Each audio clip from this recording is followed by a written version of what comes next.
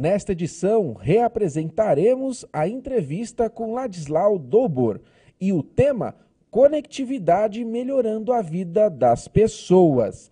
E a reportagem da semana mostra como foi o seminário Preservação do Patrimônio Público que ocorreu no CESP. Veja agora a sessão no ponto.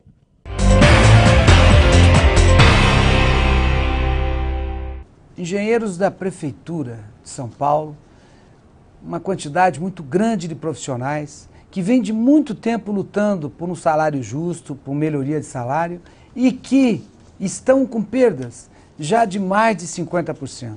Nós estamos pedindo a cada um dos vereadores a reposição salarial.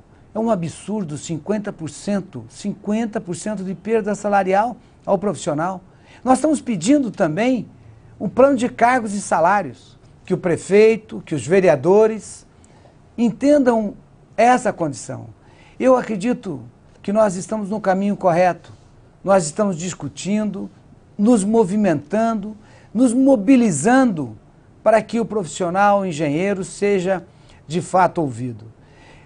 Acredito também que com essa reposição salarial, com um plano de cargos e salários estabelecido, nós teremos profissionais mais fortalecidos, mais valorizados e com muito mais empenho na carreira. E isso traz o quê? Um benefício muito grande para a população de São Paulo. O cidadão, de fato, será muito melhor atendido. De fato, vai ter o reconhecimento do profissional que tanto ajuda o desenvolvimento e o crescimento dessa cidade de São Paulo.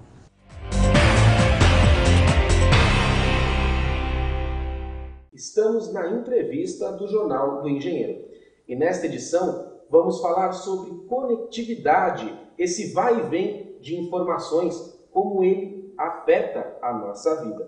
Para conversar conosco, estamos recebendo Ladislau Dobor. Ele é professor titular do Departamento de Pós-Graduação da Pontifícia Universidade Católica de São Paulo, nas áreas de Economia e Administração. Professor, é um prazer recebê-lo aqui. Prazer é meu. Professor, tem uma afirmação sua que diz o seguinte: a conectividade, essa tecnologia proporcionada, na verdade, pela tecnologia da informação, melhora a vida das pessoas. Por quê? Olha, eu acho que a conectividade, a gente tem que pensar o que conecta, né? Conecta as pessoas, sem dúvida. Mas conecta conhecimento. Essa conectividade que antes se dava entre pessoas que têm que se reunir, coisa do gênero, ela se dá em base de sinais imateriais, ondas magnéticas, né? O pano de fundo disso é a economia do conhecimento, também conhecido como economia criativa, enfim, várias coisas. Ordem de grandeza. Se eu pego o meu celular, eu posso ter 95% de conhecimento, tecnologia, pesquisa, design, no valor desse produto. Talvez 5% de trabalho físico, de matéria-prima. Então, na realidade, nós temos cada vez mais uma economia imaterial. O principal fator de produção está se tornando o conhecimento. Se você pega um pequeno agricultor, que a gente acha que já é outra dimensão, não é. Hoje o pequeno agricultor está tendo acesso à análise de solo, está fazendo inseminação artificial, está buscando sementes melhoradas, que são pesquisadas pela Embrapa, etc, etc. Então, na realidade, o principal fator de produção se tornou o conhecimento. O conhecimento é imaterial. O imaterial circula nas ondas eletromagnéticas. Então, não é só conectividade das pessoas. Significa que o principal fator de produção hoje, que é o conhecimento, ele pode se tornar acessível a qualquer pessoa de qualquer parte do planeta, né? Quando você tem, por parte hoje de pequenos agricultores do Quênia, que é uma região muito atrasada, mas já tem o seu celular, e ele consegue ter as informações necessárias para o seu trabalho, acesso à tecnologia, as coisas do gênero, você está melhorando a produtividade dele, você está rompendo o isolamento dele, né? Que é talvez o pior problema do pequeno agricultor disperso, né? Certo? Você está colocando ele em contato com a totalidade do conhecimento acumulado no planeta e contato também com as pessoas que detêm este conhecimento. Então, de certa maneira, e eu vejo isso como uma revolução extremamente profunda, tão profunda, pelo menos, como a transição da era agrícola para a era industrial, essa transição para a era do conhecimento, em que a conectividade é uma dimensão e a economia do conhecimento, o fato do conhecimento ser o principal fator de produção, é outro fator, né? A isso tem que acrescentar o seguinte: quando a gente está na era agrícola e industrial, a economia são bens materiais. Né? Os bens materiais têm isso, que se eu te passo o meu relógio, eu deixo de ter o meu relógio. Ou eu ou você somos proprietários desse relógio.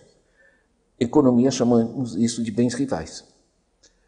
No caso do conhecimento, se você me passa um conhecimento, você continua com ele.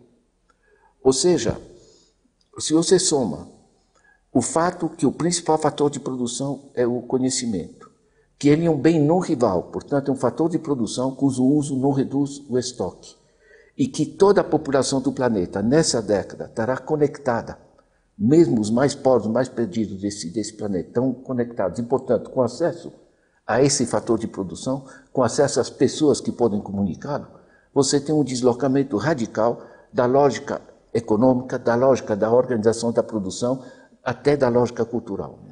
Professor, esse aumento de conhecimentos, essa interação maior entre as pessoas, não faz com que também a gente precise gerir melhor essas informações? E se sim, estamos treinados para gerir esse volume grande de conhecimentos, também não gera um pouco de desconhecimento? Você veja que, de um lado, nós temos zilhões de informações sendo produzidas no planeta, e, ao mesmo tempo, se você coloca online, eu quero ter informações sobre tal coisa, é impressionante como instantaneamente te aparece aquilo. Quer dizer, não há só a acessibilidade planetária desse conhecimento. Se geraram instrumentos, né? A gente chama essa evolução hoje de web semântica, né? É uma evolução para um sistema inteligente de busca que é absolutamente impressionante. Te citam um autor, um tema determinado numa conferência, eu vejo, né, muitos dos que estão assistindo, estão ali na maquininha, ele já localizou, você vê no olho, né, localizou o artigo, localizou a coisa. Então as nossas próprias ferramentas já nos ajudam aí a organizar esse mundo de informações. O fato que você tem ferramentas de pesquisa que vão identificar naquele texto conceitos que coincidem com aquilo que você está buscando, a tua capacidade de focar, de selecionar, é absolutamente impressionante. Uma fonte que o senhor cita em algumas de suas entrevistas, artigos, é o Atlas de Desenvolvimento Humano Brasil 2013, que é uma parceria da ONU, da Fundação João Pinheiro e também do IPEA, que garante que a vida nos municípios, esse Atlas fala do IDH municipal, é o Índice de Desenvolvimento Humano do município, melhorou. O quanto isso pode ser atribuído à conectividade? É possível mensurar isso? Olha, eu acho que há uma contribuição grande, porque a conectividade te permite ter acesso à informação. Se você olhar o número de celulares no Brasil, hoje é superior à população do país. O acesso à informação é vital para você ter acesso às outras necessidades da vida, aos outros direitos.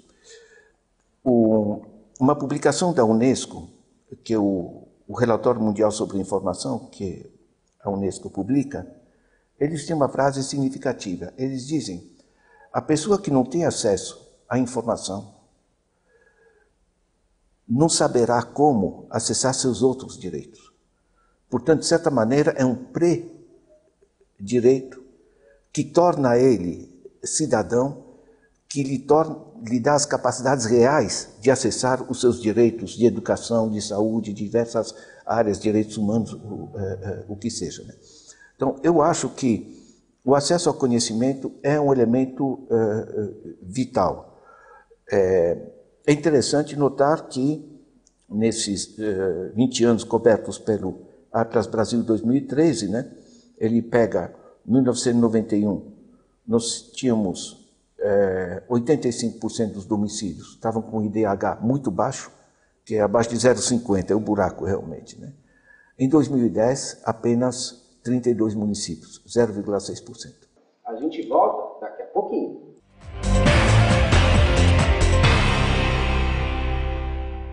Os associados do CESP contam com diversos convênios médicos e odontológicos a preços abaixo do mercado.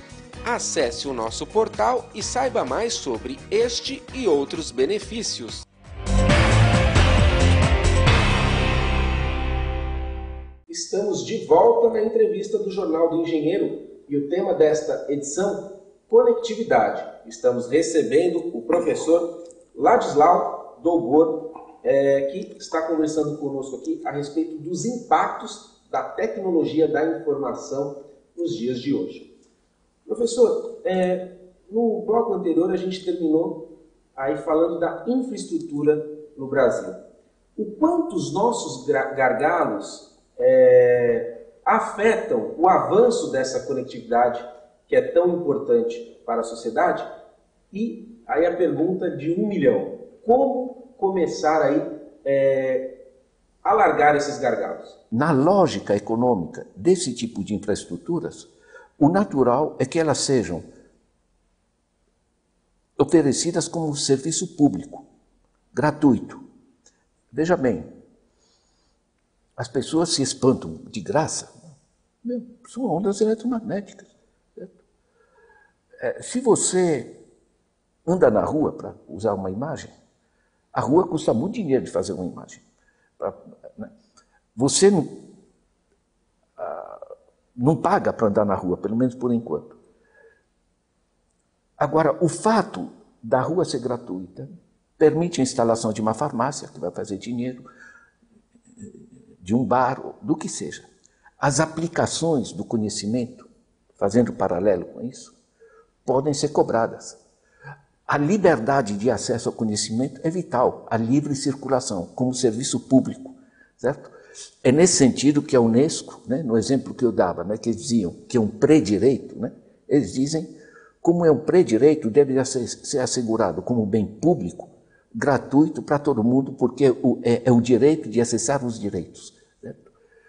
Nesse sentido, eu vejo as infraestruturas como devendo ser gratuitas na circulação, e se uma pessoa tem acesso a diversos conhecimentos e inventa um produto que é interessante, que pode vender, tudo bem. As aplicações do conhecimento podem gerar atividades econômicas, certo? Agora, nós temos os grandes grupos, como aqui a Vivo, a Claro, enfim, a Oi, etc., enfim, os diversos grupos né, eles ganham literalmente cobrando pedágio sobre o acesso, né? Isso gera uma disritmia, porque é como antigamente os senhores feudais cobravam pedágio cada vez que alguém, indo por uma estrada, atravessava as terras, né? Esse é um sistema hoje extremamente caro para as pessoas, dificulta a comunicação. Como é que se chegaria a este ideal destes sinais, dessas ondas, desse espectro ser considerado de fato público e ser usado como tal? Olha, por enquanto no Brasil a gente conseguiu evitar um desastre, né? Ou seja, se manteve e foi aprovado por este governo o marco regulador da internet, que evitou o que queriam os grandes grupos, né? Que querem se apropriar de um bem público, que são as ondas eletromagnéticas, e dizer, essa parte do meu espectro é meu, e eu cobro para ter acesso. Eles queriam diferenciar, fazer como na televisão, Por exemplo, eu assisto televisão francesa, britânica, BBC e outras, né? Eu tenho que pagar muito dinheiro para ter um acesso a uma TV inteligente, né? Senão vou ficar olhando, escutando o Gugu, e, enfim, o Ratinho, coisa do gênero, certo? Na realidade, aqui se trata, em particular no Brasil, de um oligopólio, né? Oligopólio do lado dos celulares, certo? Na linha do Carlos Simi e coisa do gênero, certo? E oligopólio do sistema de comunicação, basicamente 4 famílias, né? Que controlam por subconcessões, o que é ilegal absolutamente, né? Controlam o conjunto do sistema de comunicação no Brasil. A visão do acesso à informação, da comunicação como bem público, a visão da cultura como cultura e não indústria cultural para ganhar dinheiro, coisa do gênero, isso é uma batalha. Certo? Veja a batalha que foi aprovar justamente essa lei do marco regulatório da internet, né? Que assegurou, digamos, o acesso universal. Né? E veja as dificuldades que temos de democratizar a mídia no Brasil. Né? Agora, a gente tem que olhar o lado positivo, que é o seguinte: eu pego Carta Maior, está chegando a 1 milhão de pessoas, não é mais mídia alternativa. Eu posso acrescentar IHU, do Rio Grande do Sul, excelentes conteúdos, né? Mercado Ético, Envolverte, enfim, um conjunto de sistemas que estão saindo em paralelo. E a coisa interessante é o seguinte: o que circula? Como é por retransmissão das pessoas, e não alguém lá em cima que diz, vocês têm que pensar assim, o que circula é o que as pessoas acham que é bom. Veja que isso tem uma dimensão na academia. Né? Eu sou professor. Eu, quando recebo um bom artigo, ninguém é feliz sozinho. A primeira coisa que eu faço é, caramba, fulano tem que ler isso, vou mandar isso para... Mando para um monte de gente. Eu tenho uma rede de cerca de 4 mil pesquisadores, professores, coisas do gênero, certo? A gente faz circular o que é relevante. Então, de certa maneira, o acesso ao conhecimento e à informação passa a se organizar nesses sistemas, hoje alternativos e amanhã dominantes, pela demanda e não pela oferta. Não é porque o senhor Tivita acha que nós devemos pensar assim e os marinhos devemos pensar assim, que se faz a cabeça, literalmente, das pessoas, com esse bombardeio, horas a fio, desde crianças, digamos, desse tipo de conteúdo de cima para baixo. A nova geração está entrando muito mais nos sistemas de acesso à informação e de conhecimento através do computador, né, e de diversas redes, e não aceitando esse tipo de bombardeio centralizado, porque o futuro está indo em outra direção. Professor, prazer recebê-lo aqui. Nosso objetivo foi falar um pouquinho sobre como a conectividade melhora a vida das pessoas, e eu quero deixar as câmeras abertas para suas considerações finais. Olha, eu acho muito bom, digamos, um sindicato trazer essa discussão à tona, porque não é só a empresa que introduz a inovação, melhor produtividade. Grande parte da produtividade depende de soluções sistêmicas. Como, por exemplo, circulam os automóveis, né? Que hoje a gente pega uma cidade como São Paulo paralisada por excesso de meios de transporte, né? Porque, ou seja, tem que voltar a um sistema público, né, de transporte decente para as pessoas, e a mesma lógica se traz para o sistema de comunicação. Tem algumas infraestruturas que funcionam bem no sistema de produção privado. Eu não vou estatizar produção de camisa e coisas do gênero. Certo? Agora, outras coisas que são infraestruturas que geram a conexão, a conectividade, o conjunto dos atores, essas sim devem ser gratuitas, né? E públicas, e generalizadas de acesso a qualquer parte do país. Obrigado, professor. Sim. Esta edição do Jornal do Engenheiro não termina aqui. Fique conosco e acompanhe mais assuntos a respeito da engenharia, da inovação e do desenvolvimento.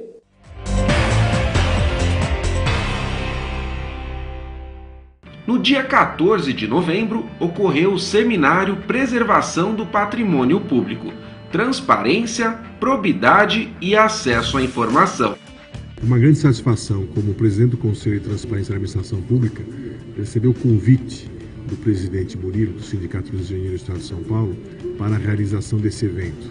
É um evento muito importante porque consolida um avanço no conhecimento, na necessidade de ampliarmos cada vez mais a cultura da transparência, especialmente aqui no Estado de São Paulo. O Sindicato dos Engenheiros demonstrou imediatamente essa preocupação de se incorporar nesse processo, no sentido de conferir uma maior evolução do conhecimento e da necessidade de discutirmos e ampliarmos os conceitos relacionados à defesa do patrimônio público, e os engenheiros participam ativamente desse processo. Debater controle da administração pública, a defesa do patrimônio público constitui dever primário de todas as instituições públicas e também das representações de classe. Esse é um tema caro. O chamado custo Brasil e as chances de o Brasil de fato se desenvolver com sustentabilidade passam necessariamente pela adequada e correta gestão dos recursos públicos. Daí a importância da defesa ou preservação do patrimônio público. A iniciativa foi uma parceria entre a Corregedoria Geral de Administração do Estado, a Ordem dos Advogados do Brasil, Seccional São Paulo, e o Sindicato dos Engenheiros no Estado de São Paulo. O objetivo do encontro foi propor uma discussão a respeito das ações de combate à corrupção. O foco principal da discussão foi a Lei Anticorrupção 12846 de 2013. A defesa do patrimônio público é um tema que interessa a toda a sociedade, e o Sindicato dos Engenheiros, que representa mais de 50 mil profissionais, muito oportunamente trouxe esse tema em parceria com a Corregedoria Geral da Administração, com a Ordem dos Advogados, com a presença do chefe do Ministério Público do Estado de São Paulo, Dr. Márcio Elias Rosa, para difundir a defesa daquilo que a todos interessa, da legalidade, da moralidade, mostrando como que novas leis podem ser utilizadas pelos cidadãos em defesa desses interesses. A importância é fundamental para o Estado brasileiro hoje, na atual realidade da sociedade. Falar de combate à corrupção é a primeira ordem. E transparência é um dos grandes instrumentos realmente para a sociedade combater esse câncer. Acabar com a corrupção acho impossível, mas tem que reduzir a níveis que sejam tolerados. E a transparência, e que vai estimular o controle social. No encontro foi discutida também a legislação que regula as licitações públicas.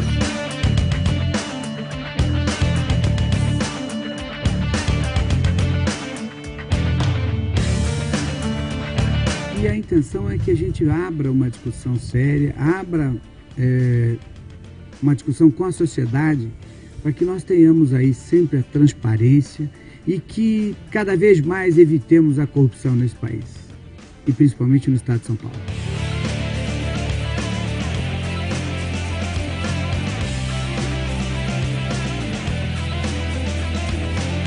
Para saber mais a respeito do seminário Preservação do Patrimônio Público, Transparência, Probidade e Acesso à Informação, acesse o portal do CESP na internet.